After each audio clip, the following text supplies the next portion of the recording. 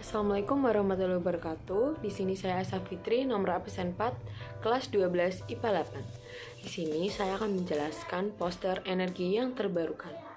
Di sini ada 5 energi terbarukan, yaitu pembangkit listrik tenaga air, pembangkit listrik tenaga surya, pembangkit listrik tenaga angin, pembangkit listrik tenaga panas bumi, dan yang terakhir pembangkit listrik tenaga biomasa.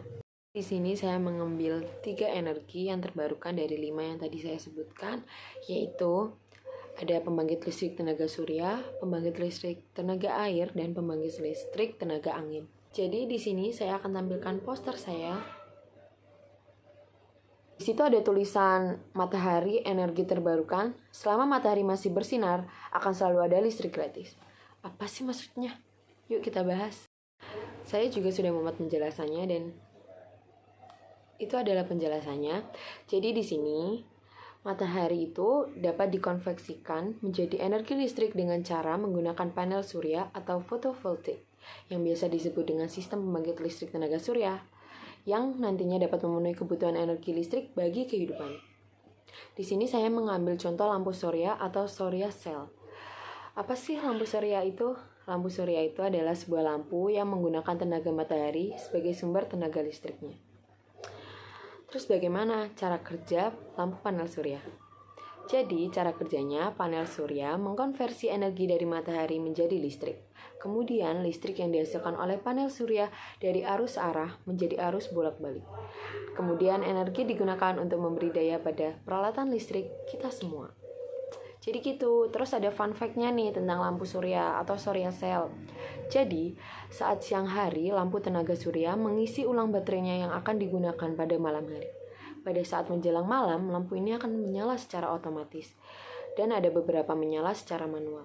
Batas waktu menyala sekitar 8 atau 10 jam. Tergantung berapa banyak sinar matahari yang diperoleh saat siang hari. Tapi semua pasti ada kelemahan dan kelebihannya dong. Kita bahas kelebihannya dulu ya. Kelebihan lampu surya ini tuh sumber dayanya tidak terbatas, ramah lingkungan, tahan lama, menghemat biaya listrik. Kita bahas kelemahannya ya. Jadi di sini kelemahannya ada biaya awal yang mahal, ketergantungan pada cuaca. Jika cuaca mendung, maka lampu surya tidak bisa mengisi baterainya kembali karena tidak ada sinar matahari. Dan yang terakhir memakan space yang besar. Energi terbarukan dari pembangkit listrik tenaga surya. Kita next ke pembangkit listrik tenaga air yuk. Jadi di sini poster saya pembangkit listrik tenaga air. Kita bahas yuk. Jadi di sini saya sudah membuat penjelasannya. Jadi tenaga air atau yang biasa disebut dengan pembangkit listrik tenaga air merupakan pembangkit yang mengandalkan energi potensial dan kinetik dari air untuk menghasilkan listrik. Mendapatkan listriknya dari mana ya? Jadi, turbin air menghasilkan listrik melalui pemanasan air yang mengubah air menjadi uap. Kemudian, uap dikirim ke generator yang menghasilkan listrik. Sih pemanfaatan energi air? Pemanfaatan energi air tidak hanya pada PLTA saja. Energi ini bisa digunakan untuk sarana irigasi atau pengairan untuk lahan pertanian dan sumber penghasilan bahan pakan. Pastinya, semua itu ada kelebihan dan kelemahan. Kita bahas yuk kelebihan dan kelemahan pembangkit listrik tenaga air. Jadi di sini ada kelebihan dulu ya yang kita bahas. Di sini kelebihan tenaga air itu kapasitas output PLTA lebih besar dibanding dengan pembangkit yang terbarukan. 2. Bebas emisi karbon. 3. Tidak menyebabkan polusi gas rumah kaca. Kelemahannya, yang pertama, membutuhkan investasi yang cukup besar. 2. Butuh lahan luas untuk membuat pusat listrik dengan kapasitas besar. Dan yang terakhir, mengganggu ekosistem sungai akibat dibangun bendungan. Seperti itu. Jadi, tadi adalah pembahasan tentang tenaga air. Kita next. Yang terakhir ya. Kita ke tenaga angin. Oke. Jadi yang terakhir, saya akan menampilkan poster saya. Jadi di situ ada tulisan energi yang terbarukan tenaga angin, menjaring angin menuai setrum. Apa sih maksudnya? Yuk kita bahas. Saya juga sudah membuat penjelasannya.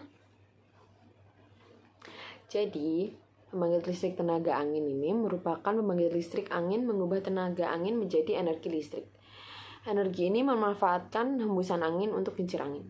Komponennya ada gearbox, brake system, generator, penyimpanan energi.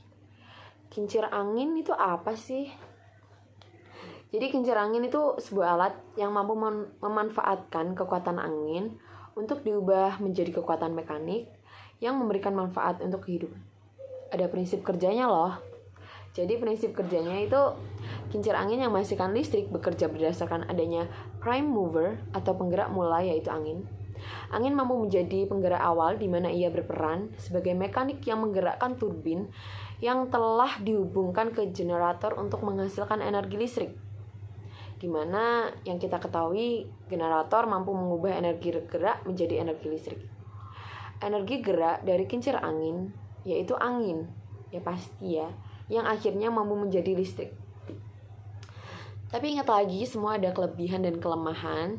Jadi kita bahas kelebihannya dulu. Kelebihannya yaitu tanpa emisi. Energi angin merupakan energi yang ramah lingkungan. 2. Penggunaan space yang lebih sedikit. Dan yang ketiga, karena energi angin merupakan energi terbarukan, maka dia tidak akan pernah habis.